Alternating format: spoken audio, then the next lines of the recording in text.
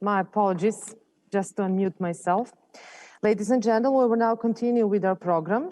Now I would like to introduce you to next chair, Mr. Jovan Kovacic, EWB President. Mr. Kovacic, the floor is yours.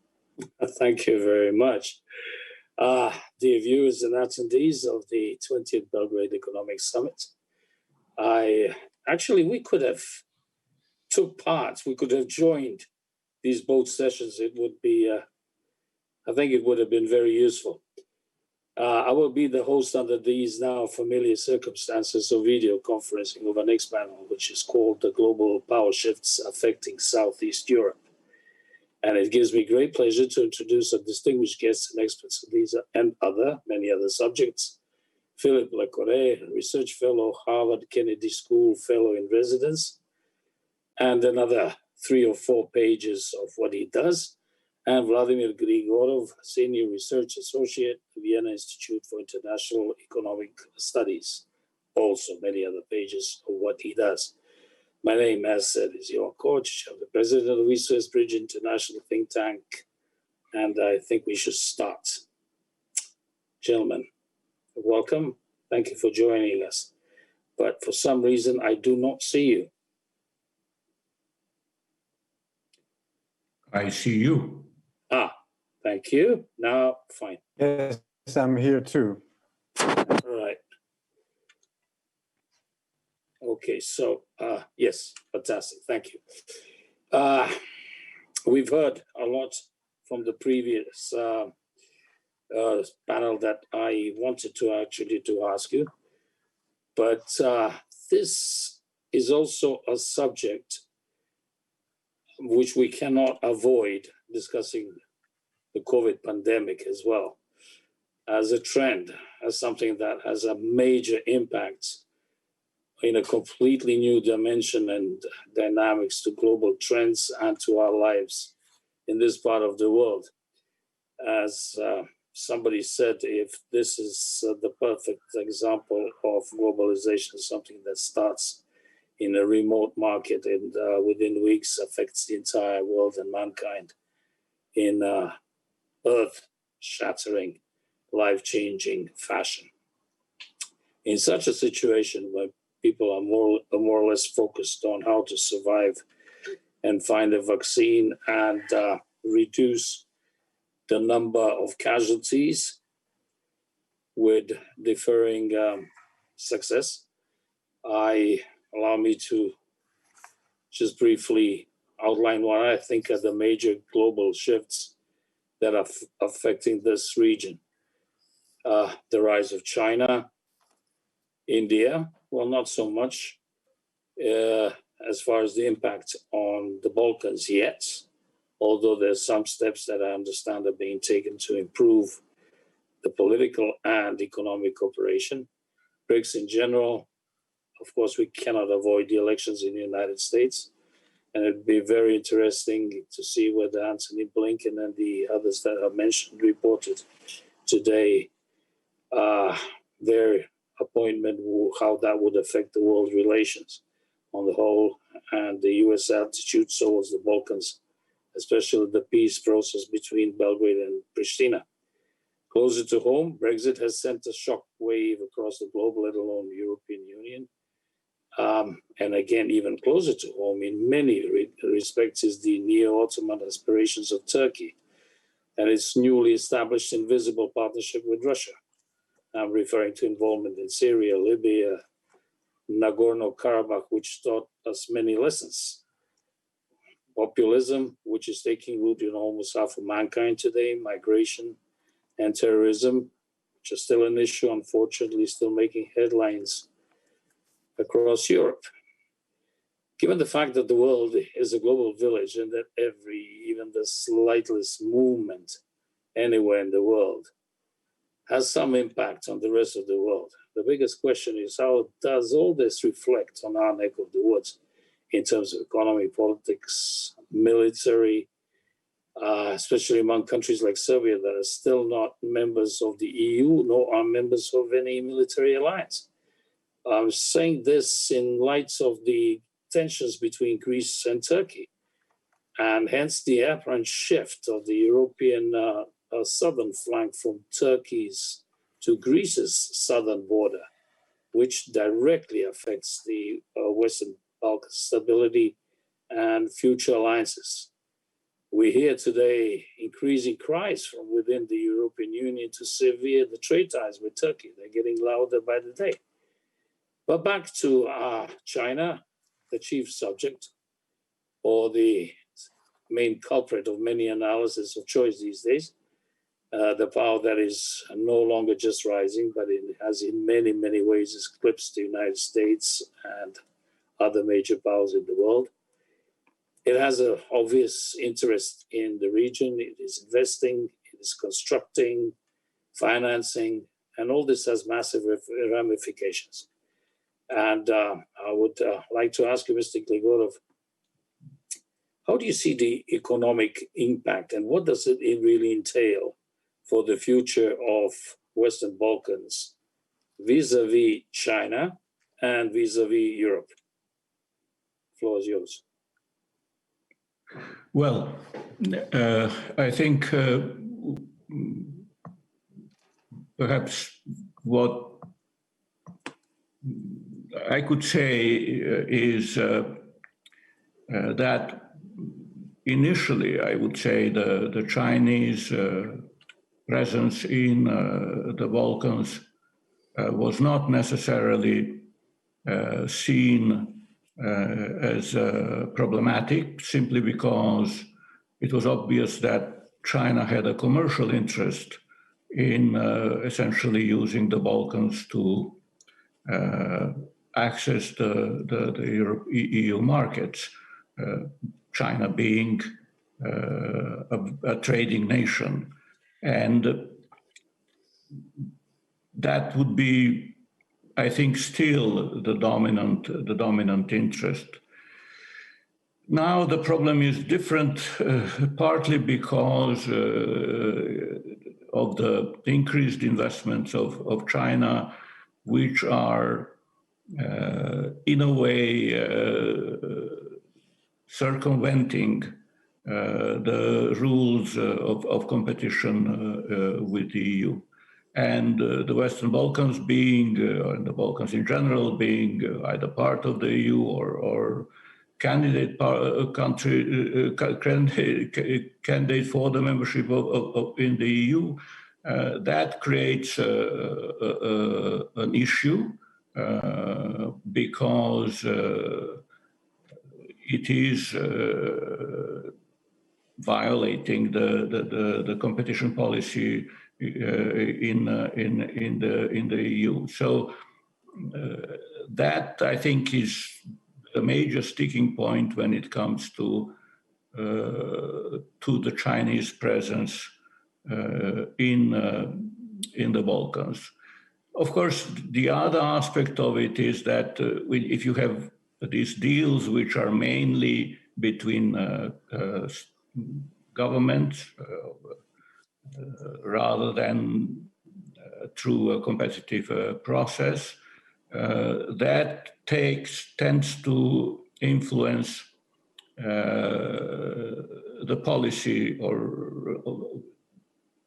creates a type of a dependence on of the country that is using these financial resources or that is being invested in. And that is additional problem that emerges because there would be then, as we can see, there would be some worry that autocratic tendencies may be supported by greater reliance on Chinese investments. I tend to think that this is not such a big risk, given that this is mostly internally driven interest. We do see autocratic tendencies in Serbia and in other places in the Balkans.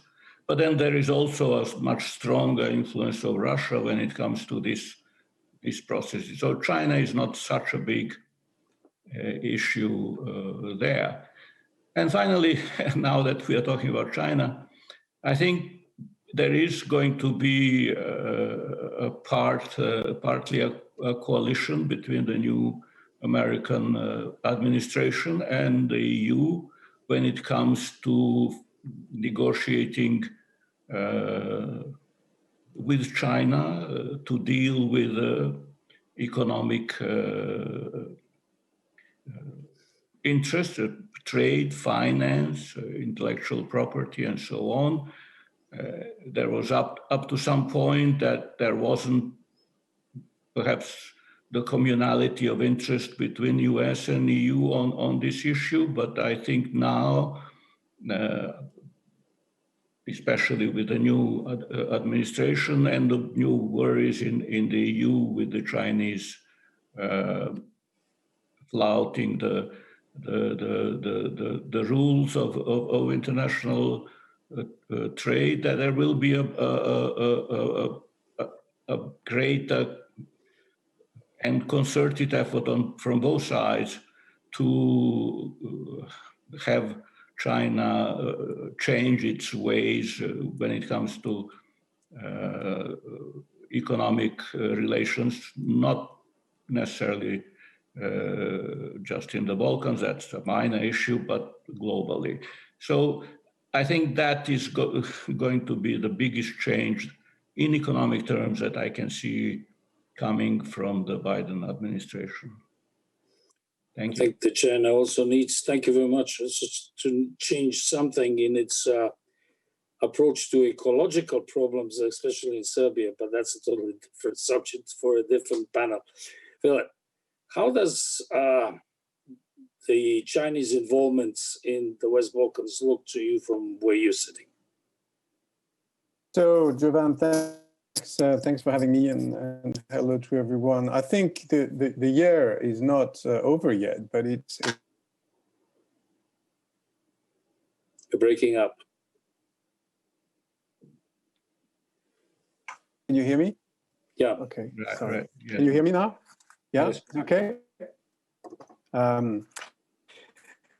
And COVID-19, and of course, elections are mainly what keeps us busy these days. But there's one player that has emerged stronger over the past few months. That's definitely China. And I was in the middle of a huge storm following the outbreak of the virus in Wuhan. The outbreak led to thousands of victims and forced authority to confine up to 60 million people under conditions. And in February, as the health crisis,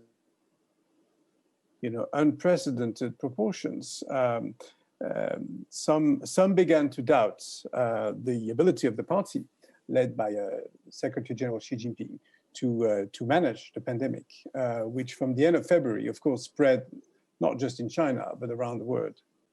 Today, of course, the picture is quite different. China says it has the pandemic under control, although one could be concerned about the images of panic at Pudong Airport yesterday. But overall, Beijing has handled the situation in an efficient, if not ruthless manner. Economically, China might be one of the few countries to enjoy a positive growth of about 2% by the end of this year, unlike many Western countries. I want to acknowledge China's successful handling of this crisis, but I also want to stress this year has seen an important development of the Sino-American rivalry with Joe Biden's victory over Donald Trump's in the US presidential election. Trump's anti-China rhetoric has by and large, moreover, the so-called trade war has not been successful. The figures speak for themselves. Having said that, I would argue that Beijing is also facing collateral damage on the international stage due to its handling of the crisis, the total lack of transparency surrounding it, and the massive propaganda effort that came along the Chinese help to other nations, including in Europe, in March and April of this year. It is true that Donald Trump did his best to blame Beijing for COVID-19, which he called the China virus. Yes. But the European Commission, the UK, France, Germany, Sweden, Australia, Japan, and others all noted aggressive Chinese statements and use of available international social media, such as Twitter, YouTube, Facebook, all forbidden in China, to to basically spread Chinese messages. And the point I'm trying to make here is that China was keen to be offensive than just defensive in order to secure a critical narrative in China itself, that the government, the party did a good job in managing the pandemic and are still doing a good job in managing the economy and the country. These are highly important messages less than a year before the 100th anniversary of the Chinese Communist Party and the 20th Party Congress in Beijing. Yes, China did send medical supplies to some European countries, including in the West Balkans, but a lot of these were commercial deals rather than pure. Also followed European mask and ventilator donations to China from Germany, France, Italy, and even the Vatican in January and February, although these were not acknowledged officially.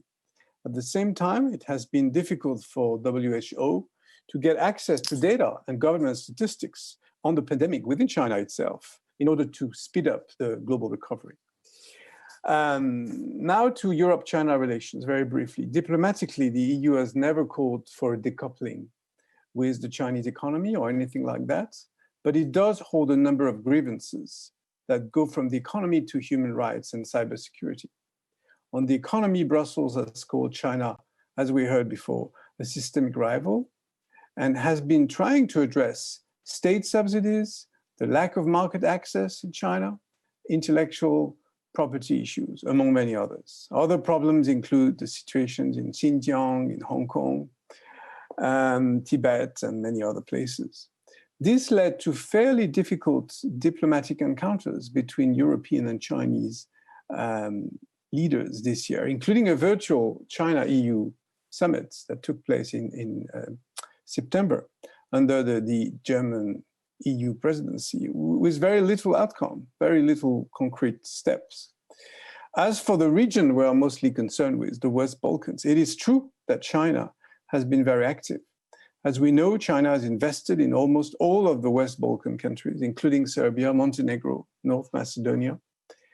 And although the Chinese government does not have a foreign policy framework for the Western Balkans as a region, it deals with each country individually, or through the very loose 17+1 mechanism, which is mainly a yearly leaders forum. I won't go into the controversy over COVID-related aid in Serbia or in other countries, but I'll stick to Chinese FDI, especially in Serbia, which is the prime host to large equity investments in the sub-region. The most notable, of course, is the steel mill Smederevo, but there are also projects including the Puping Bridge, the industrial park in Bursa, the new metro system for Belgrade, Huawei's Safe City project, and the rest of it. China is also planning to build the railway between Belgrade and Budapest, although it's had a very slow start. So there's a lot going on. And unlike many other European countries where Chinese investment has been a fairy tale, there is real Chinese money in Serbia. And this has become a political tool towards the EU. Brussels has heard the argument West Balkan countries are not EU members and therefore need to rely on other allies. But the ties between them and the rest of the European continent seem to me strong enough to continue to write a common history. I think we also need to go a bit further when describing what systemic rivalry means.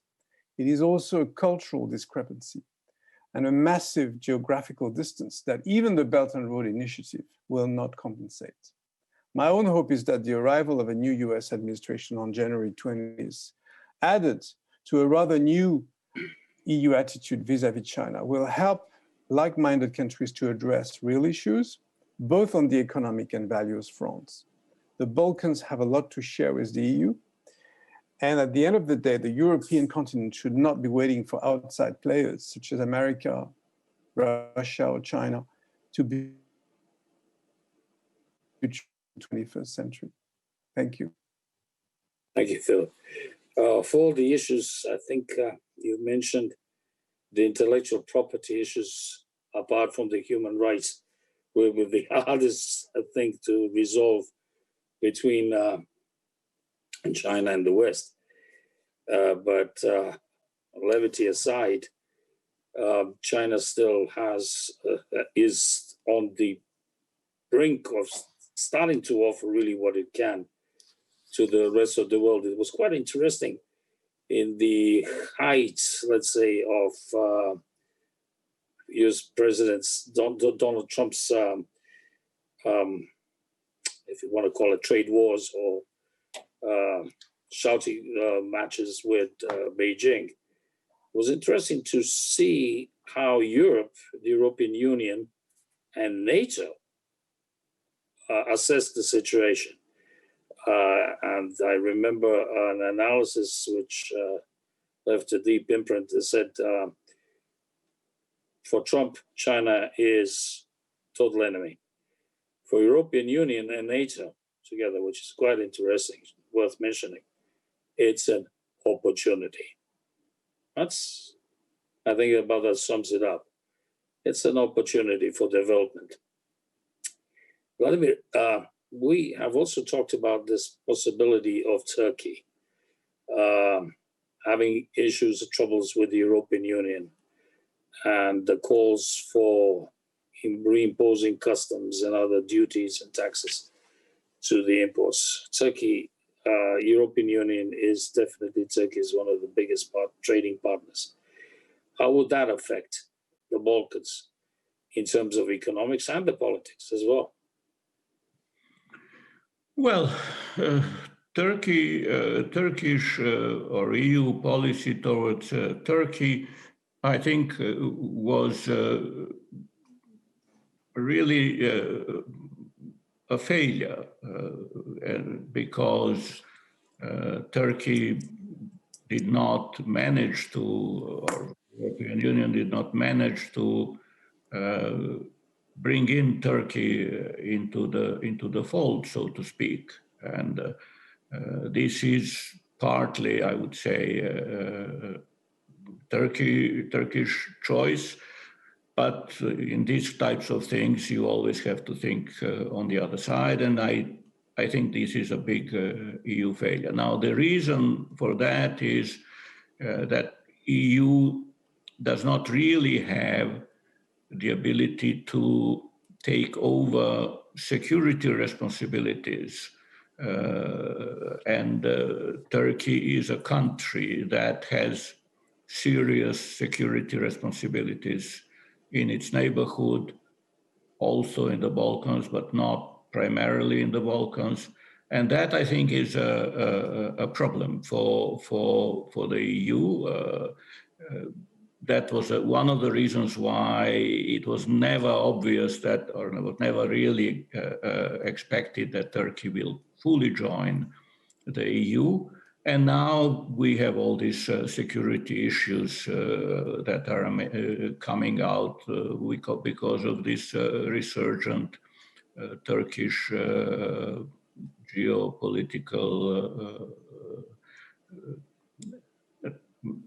aspirations and actions. So that's one aspect. On the other hand, it is certainly true that Turkey has a currency union with the EU that is jointly beneficial. There is also a migration issue which is jointly beneficial. So EU has an interest in keeping the economic ties with Turkey. So I would say it is highly, in my opinion, highly questionable whether the EU can use the trade policy instruments, whether those are sanctions or tariffs or breaking up the customs union to discipline Turkey. That I don't really see as being something that the EU will necessarily or want to really contemplate. The other possibility and the other issue really is for NATO, because NATO used to be the anchor for Turkish behavior, given that EU really isn't a security anchor. NATO was supposed to be pacifying the Turkish and Greece and generally Mediterranean problems. This is partly due to American administration, to the last American administration.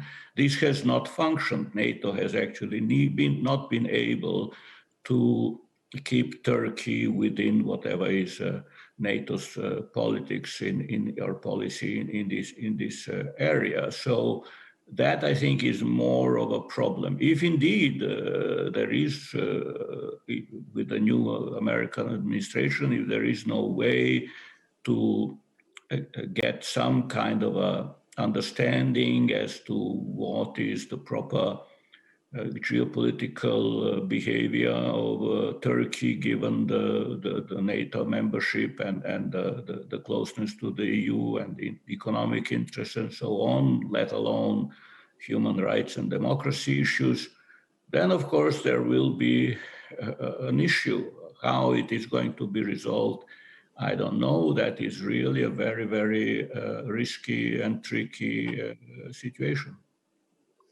As well, especially that because of Turkey, which has, because of Turkish ties to the region, both political, cultural, and economic. I understand we have a pretty well-developed economic cooperation with the country. And it certainly has started off quite well, but now is experiencing some very, very serious economic downsides. It'll be quite interesting to see what happens now in the Middle East, especially given the reports this morning that Netanyahu did had a historical meeting for the first time ever between an Israeli and a Saudi official that they met in a resort, a newly built resort in Saudi Arabia. So it seems that the new alliances are getting firmer and the outlines are getting clearer by the day. What's happening in the Middle East? Of course, it will have, an impact on us, whichever way you look at it, either through Turkey, to the price of oil and whatever. Gentlemen, I've been told to keep this on time. I want to thank you very much for your kind cooperation. This is a subject, again, which we could go on from one issue to another, and it would take us hours to complete. Thank you once again for your attending, your cooperation, your contribution to the Belgrade Economic Summit. Thank you. And I would like to now call on the the management, and to invite the administrators. It gives me great pleasure, and it's a great privilege to introduce Her Excellency Maria Virgínia Mendes da Silva Pina, the Ambassador of Portugal to the Republic of Serbia. Good afternoon. Madam Ambassador, I'm not the best person to do this introduction because I'm highly biased. I have to tell you, when somebody uses the term lovely, and immediately crosses my mind, Portugal. I'm totally in love with your country. I enjoyed myself thoroughly each time I went over there. And it's not just the great wine, the great food, lovely cities, but it's the atmosphere and the people. They're simply wonderful.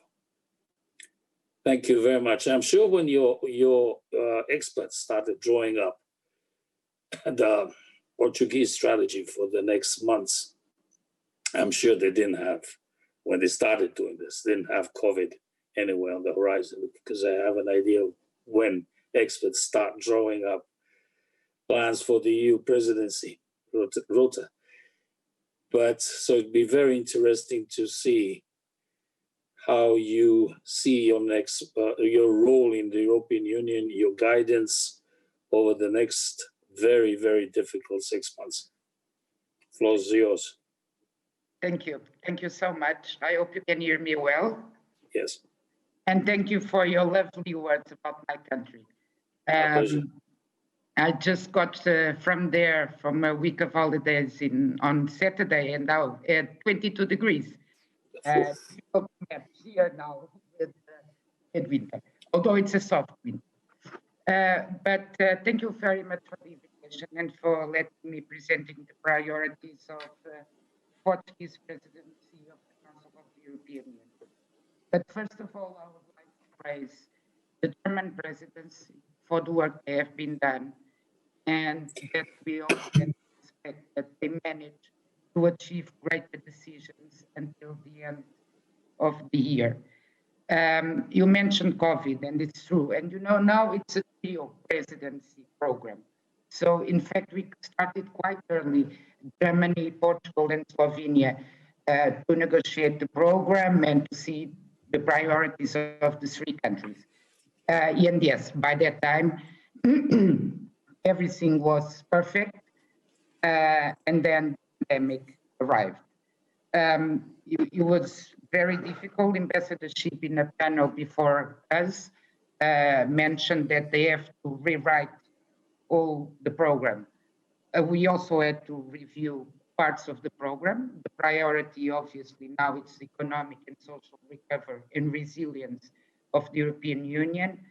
And for that, we have defined 5 priorities. But before getting there, let me also wish the best to Slovenia, that will take presidency after Portugal. This is very important to have an 18 months program, because that means continuity. We divide among our priorities and interests what is in the program, and it lasts in 18 months instead of 6 months, that is quite short to achieve anything substantial. But if you want me to go through the priorities, I will jump in immediately. Please do. But before, let me also tell you that this is our 4th presidency, but it's not like the 3 previous ones. It's under the Lisbon Treaty for the first time, and that brought a lot of institutional changes to the EU.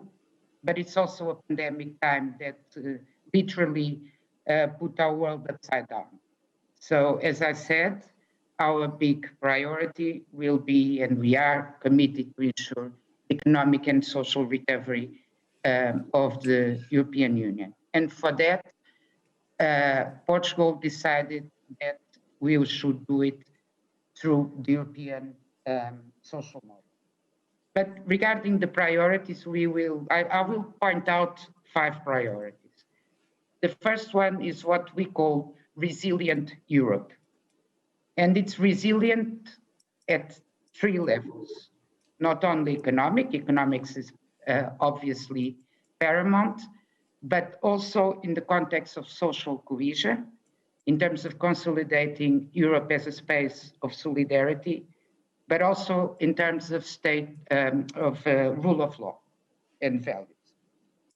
So in this context, we will pay a great importance to the implementation of the national plans for recovery and resilience under the MFF, that we hope to be finally approved under the German presidency, and the next generation EU instrument, including the recovery and resilient facility.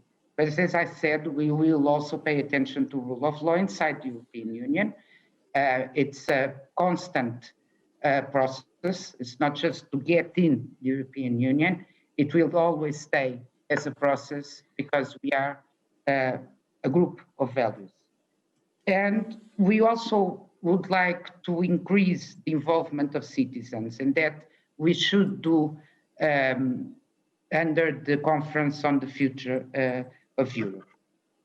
The second, let's say, priority, we call it social Europe.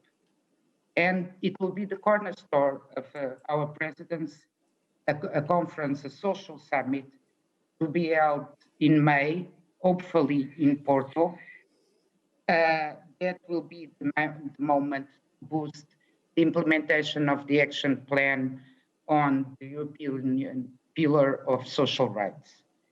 That said, that main areas will be of our focus will be employment, equal opportunities, and health. The summit will be comprised of two moments. The first, a high-level conference with social partners, academics, civil society, and then followed by informal meeting of the EU leaders. On the next 6 months, we will be very much into the creation of fair minimum wage that was already mentioned by the President of the European Commission, the issue of minimum income, equal payments, and a new child guarantee that we will like to leave as part of our legacy, and the revision of the youth guarantee, among other things. The third priority, it should be green Europe. So we'll be dealing with the implementation of the European Green Deal and the Europe climate legislation. Digital Europe, because we know digital transition is paramount for the economic recovery, but we want to go further than the economic part. We want to make sure that there are initiatives related to citizens' access to new technology, that there are digital education, democracy, that we also look into artificial intelligence. The last one, global Europe. The European Union is a global player and should interact with other major players and should use its soft power to bring security and stability. In the context of the program of the trio, it will be the responsibility of Portugal to organize a meeting with the Prime Minister of India, and obviously we would also focus on our relations with the United States. We are in a very important moment with Africa and with Latin America.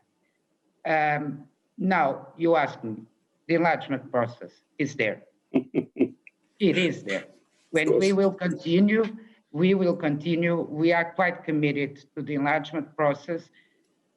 We will continue the work that has been done by the German presidency. We hope that to manage to overcome the bilateral issue that is hindering the process, and we take it from there. We are a country that supports strongly the accession of the Balkan countries as long as they meet the criteria, and the Balkan countries can count on us to bring the process onwards and to be an honest broker, to build the necessary consensus to reach decisions on enlargement process. The presidency should be, among everything, an honest broker, and we are quite willing to do so. And count on us. Thank you. Thank you, Madam Ambassador. It's for those who do not know, Portugal, apart from being very famous for many other things, is actually one of those countries that are famous for its diplomats. And throughout its history, this is what I heard from your experts when we were in Lisbon last with the Trilateral Commission, and they said, we have resolved more issues and conflicts in our history with diplomatic negotiations than with wars. And that is a wonderful achievement, and it's very good to know that we're going to be in very safe hands for the next 6 months. Just an additional questions. The Belgrade-Pristina talks. Belgrade-Pristina talks. Will this momentum continue? Hopefully. I hope so. And the Portuguese presidency will obviously support the work and the role of Mr. Lajcak in his efforts to bring the dialogue to a completion and to an agreement that can be accepted by all. And yes, let me tell you that we do like to see ourselves as people that build bridges, and it's through dialogue, through cooperation, and that is what I think a very good quality for a country that is, in charge of the Council of the European Union, that is having the presidency. And that gives me good comfort to know that my colleagues, mainly in Brussels and in Lisbon, the presidencies are mainly made in Brussels and in Lisbon, and I have quite, not of a presidency, but quite an experience of Brussels, will be able to get those bridges done and get consensus and get all these priorities forward. Well, Madam Ambassador, thank you very much for this explanation and for joining us today. We needed this explanation of what the Council is going to do over the next 6 months in these very strange and difficult times, unprecedented. And once again, we hope to see you again soon. To our viewers, please stay tuned for our next panel. Thank you. Stability factors in Southeast Europe, and allow me to say goodbye. And thank you for watching, and pass the microphone over to Aleksandar Medjedovic, the Executive Board member of the, let me get it right, Turkish-German Chamber of Commerce and Industry, Berlin, Germany.